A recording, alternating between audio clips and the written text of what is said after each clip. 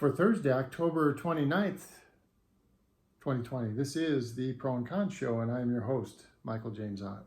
And as always, welcome to the show. So the purpose of the show is to encourage us all to be better citizens. Okay, and I'm promising you, I swear to you, for the rest of my life, I am going to be a better citizen than I was for the first, 55, 60 years of my life. We are at a place where we need to take our governance very seriously, and because of the different sources of information that's available to us, and I say information as opposed to news, because a lot of those sources are not news. News is the who, the what, the where, and the when. And there's so many of these sources that don't report that, or it's only a very tiny amount of the information that they're giving you. The rest of it is propaganda, prediction, forecast, opinion, okay? And, form your own opinions. And the other thing is, again, we have to be careful, because these streams of information, and I talked about this, there's the thing called The Social Dilemma. There's this program. It's a documentary on Netflix. I would advise it to everyone. I don't care whether you're Republican or Democrat or intelligent or challenged in intelligence, tall, short, thick, thin. I don't care what color your skin is, how you style your hair, whether you're a man or woman or a child. Everyone should watch that Social Dilemma documentary on Netflix. It is, and the main point behind that is it's doing two major things. Well, it's three, okay? So one is, because of the way that the internet, they get paid based on getting your attention. And so it's been programmed, the internet has been programmed by some very intelligent people to send you stuff that it thinks you're going to want to look at. And so if you, for example, watch a little bit of a documentary on the JFK assassination, they're going to assume that you're kind of into these conspiracy theory things, and they're going to keep sending you more information on various conspiracies. And the more that you consume that, the more they're going to send you. Okay, so it's a self-reinforcing thing. So that's the one thing that it does.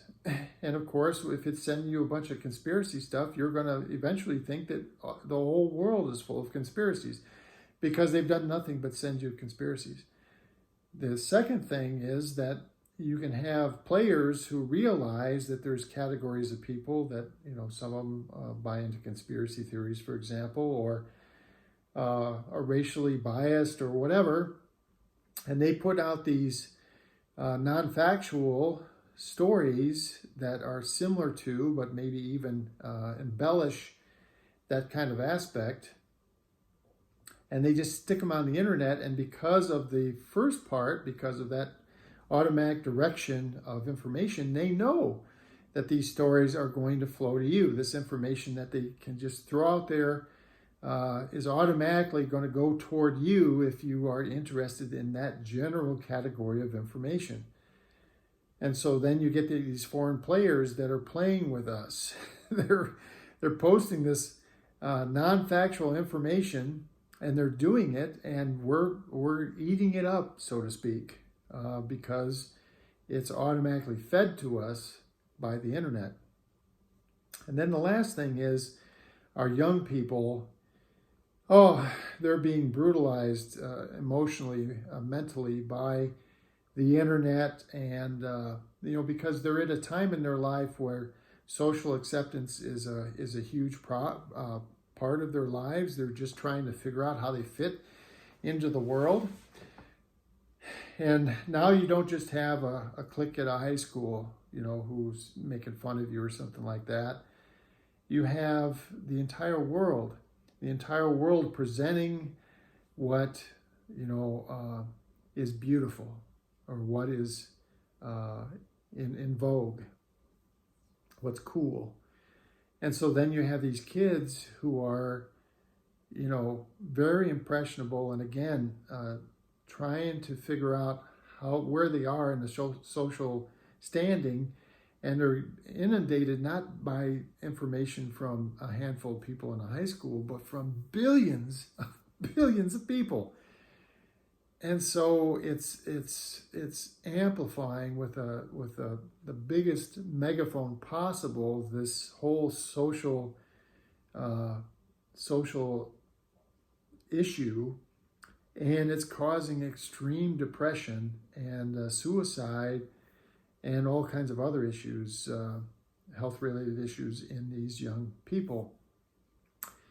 So those three things are going on, and the internet is doing them to us, and we're allowing this to happen. And so the show, again, please, be very careful about the internet. Be careful about what your children see on the internet. And then also be careful about what you take in, and make sure if you're regularly looking at a website or whatever, look at other websites that don't often agree with you, to make sure you're getting the full story, because a lot of it won't be coming at you, or it'll be spun in such a way that you won't recognize it. And speaking of that, we've got there's a channel called Fox News. So Fox News is on cable news, and they also, of course, have an associated website. And there's a guy, and so Fox News and CNN and Breitbart and Huffington Post and stuff like that, these are all some of these information streams that I'm talking about that aren't the news, because, again, and only a tiny little bit of what they present to you is the who, the what, the where, and the when. And then they throw in, 95% of what they present to you is opinion, bias, propaganda. And Hannity is an example on Fox News. So back during the 2016 election, Hannity was saying various things about Hillary Clinton. And now, if you've watched any Hannity at all, you realize that he's just regurgitating the same exact storylines over now about Joe Biden. And so there's a simple question: why is Joe Biden hiding from the media? So this is Simple question. So this is a little segment of snippets of Sean Hannity in 2016 versus 2020 that was put together by The Daily Show. It's kind of amazing, actually. Some of these comedy shows actually do some really fairly good reporting, because they'll notice something, and then they'll go and they'll dig up the information and show, for the purposes of entertainment, why this thing is true. But let me just show you this clip here. Is Joe Biden hiding from the media and the world? What is this campaign so afraid of? Hillary, why is she hiding from the press? What's she afraid of? The Biden family business, the syndicate, was churning a massive profit every step of the way. Selling access is what was going on. Clearly, she sold access and profited from her office for the Clinton Foundation. Some might call it influence peddling. I call it quid pro quo Joe. Hillary, quid pro quo, certainly conflict of interest. Biden is also adopting the radical left war on police. Hillary has embraced the Black Lives Matter movement. What do we want, dead cops? What do we want them now? I'm not a doctor, but I have observations. This is not just your occasional gaffe. I'm not a doctor, but there's something going on here. I don't know what's going on with Biden, but it's obvious that something is off. Very off. There are moments when I'm literally watching her and I'm thinking, okay, the facial expressions are odd. They seem off. America needs to now demand a full physical and cognitive assessment of Joe Biden. This is a cognitive issue, a neurological issue. Joe is quick to fly off the handle in fits of rage and irritability. She admitted she collapsed not once, but a few times. And he appeared flustered, irritated. She keeps getting flustered, or the coughing fits, forgets the day of the week, forgets what office he's running running poor. She couldn't even remember being briefed because of a concussion that she suffered. 2 brain aneurysm, a cerebral vascular collapse, eyes filled with blood. We hear about the blood clots, declining mental acuity and alertness. Parkinson's, is that a possibility? MS a possibility?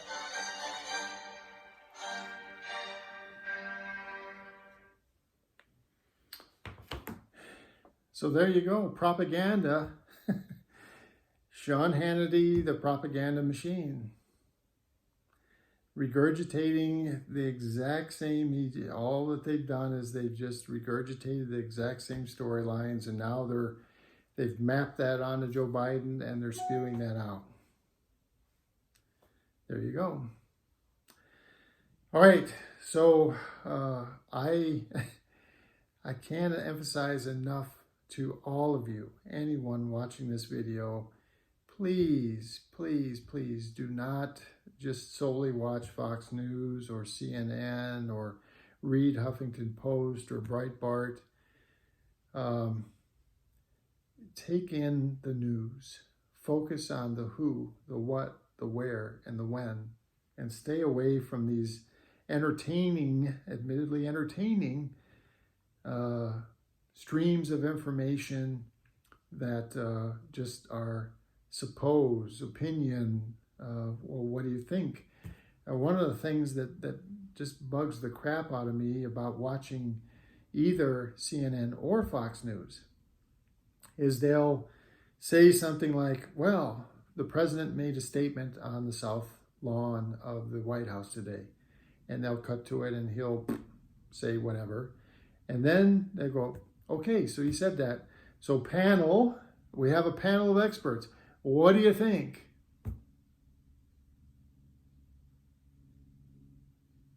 No. No, don't watch that shit. It's crap. It's crap. Watch the little piece of video that okay, what did the president say? How did you take it? What does it mean to you? And don't worry about what the so-called expert panel says, because again, that whole part is just directed at you to try to push your emotional buttons to keep you in the tribe of whatever cult or tribe you've been in up to that point. Don't do it. You're better than this. We're all better than this. Please. And don't forget, someday here soon, we need to get rid of the political parties, okay? Citizen statesman, if you don't know what that is, go back and look at some of my previous videos where I talk about a proposed 28th Amendment to the Constitution, where we keep the structure. The structure is great, the balance of power, checks and balances, but we fill that structure with much better people, namely select people from the citizenry who go and serve one term and go home. For the Pro and Con Show, my name is Michael James Ott, and until the next show, bye for now.